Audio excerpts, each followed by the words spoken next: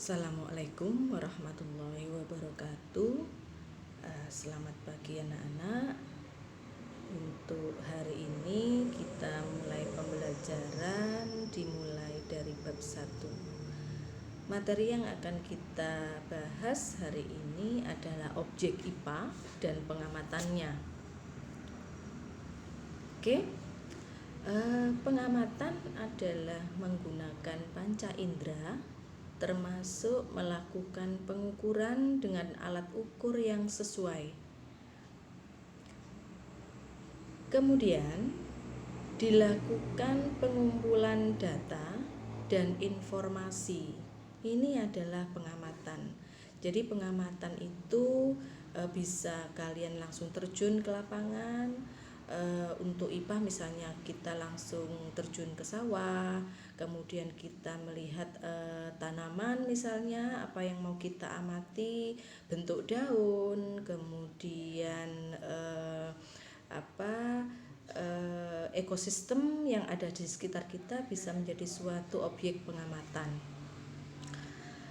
Berikutnya membuat inferensi. Membuat inferensi ini adalah merumuskan penjelasan berdasarkan pengamatan. Artinya apa? Dari pengamatan yang kalian lakukan, kalian akan memberikan penjelasannya.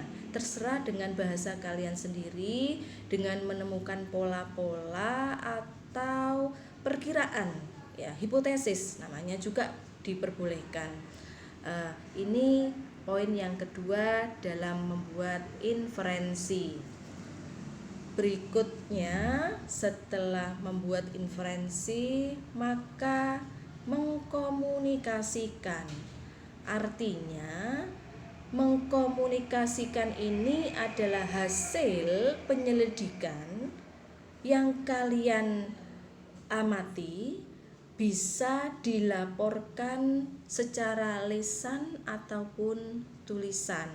Akan tetapi untuk proses penulisan karya ilmiah harus dilakukan secara tulisan.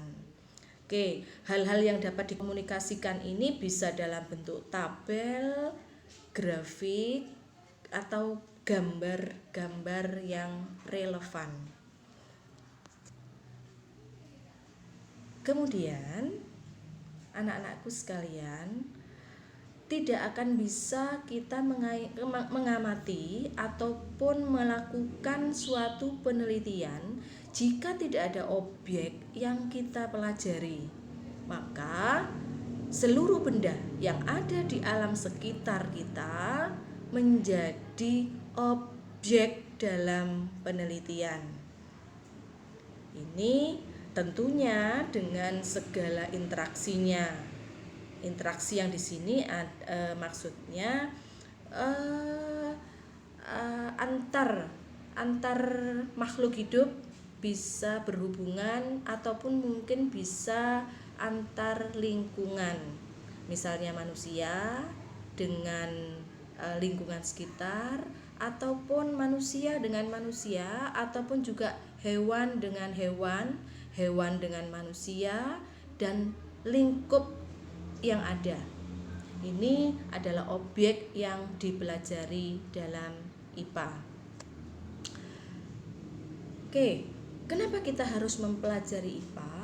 Karena memang bermanfaat untuk kita. Yang pertama, 1, meningkatkan kualitas hidup. Kenapa bisa meningkatkan kualitas hidup? Ketika kita mempelajari alam sekitar, maka akan membuat diri kita menjadi seseorang yang kecil di hadapan Allah. Dengan berbagai macam penciptaannya akan meningkatkan kualitas hidup kita bahwa Allah adalah maha segalanya. Ya, ini manfaat yang pertama. Yang kedua, memahami berbagai hal di sekitar kita. Ada rasa empati di dalam tubuh kita, dalam diri kita terhadap lingkungan. Satu hal kecil saja, ketika kita bisa memahami berbagai hal yang ada di sekitar kita, ketika ada sampah yang jatuh di sekitar kita, maka kita kalau empati terhadap lingkungan, maka sampah akan kita ambil, kemudian kita buang di tempat sampah. Oke, itu yang harus diperhatikan. Hal kecil tapi sangat bermakna buat diri kita. Bisakah kalian melakukannya dari hal kecil? Ketika hal kecil sudah bisa kita lakukan, maka insya Allah kita akan bisa melakukan hal-hal yang berikutnya. Kemudian kita lanjut lagi, manfaat mempelajari IPA. Poin yang ketiga adalah untuk menyelesaikan masalah. Jadi bukan sekedar kita hanya melihat saja, mengamati saja, tapi ketika kita mempelajari ilmu pengetahuan alam, maka ada masalah-masalah yang bisa kita selesaikan. Sebetulnya masalah ini adalah hal yang sehari-hari kita lakukan, ya, hal yang kecil saja, ya. Nanti kita akan pelajari ke materi yang berikutnya. Yang keempat adalah berpikir logis dan sistematis.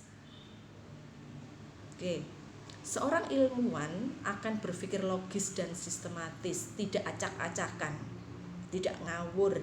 Ini adalah manfaat ketika kita belajar sains eksakta dalam kehidupan kita sehari-hari. Ya, berpikir logis, sistematis itu sangat penting kita lakukan.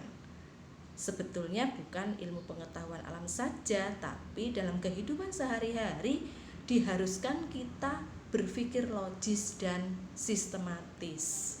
Oke, 4 manfaat ketika kita mempelajari ilmu pengetahuan ini bisa membuat diri kita punya rasa syukur terhadap Yang Maha Kuasa.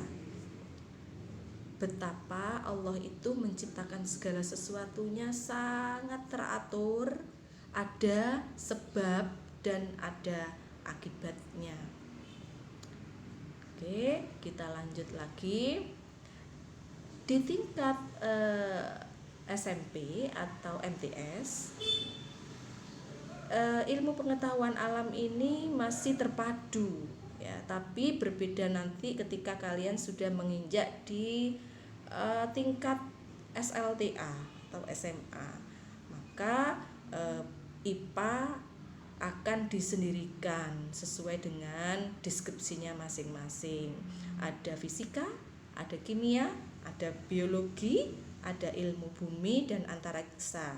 Oke, tapi dalam ilmu pengetahuan alam di tingkat SMP masih dibagi menjadi 2 saja untuk fisika dan biologi, meskipun nantinya kimia juga masuk di dalamnya secara umum dulu, ya.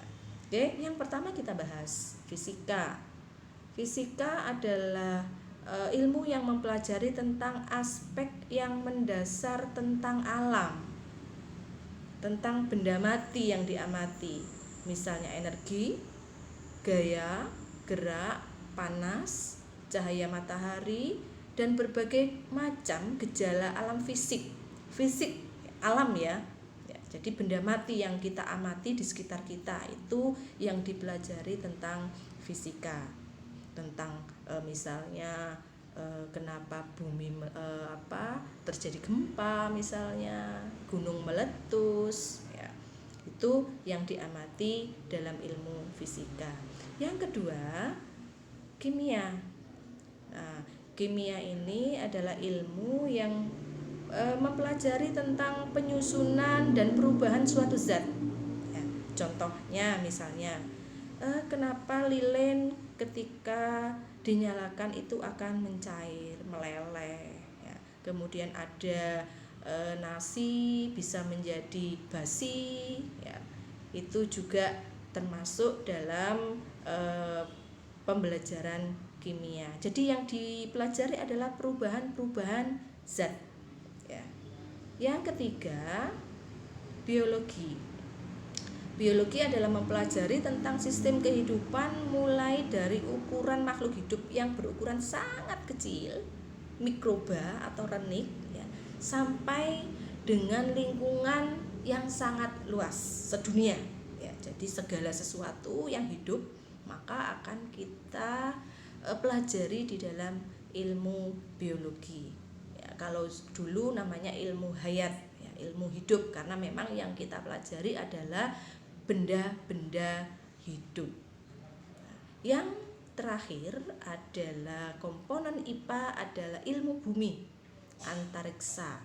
Nah, di situ kita akan mempelajari asal mula bumi, kemudian perkembangannya, bintang-bintang, planet-planet, benda-benda angkasa, astronomi. Bahasa lainnya namanya astronomi. Oke, 4 komponen ini yang dipelajari dalam ilmu IPA. Sampai di sini tentunya kalian bisa memahaminya. Kalau tidak bisa atau mungkin ada masalah dalam pembelajaran ini, bisa kalian bertanya dalam grup yang ada. Untuk materi hari ini sekian dulu dari Bu Ima. Mudah-mudahan ilmu kita hari ini sangat bermanfaat untuk kehidupan kita. Assalamualaikum warahmatullahi wabarakatuh.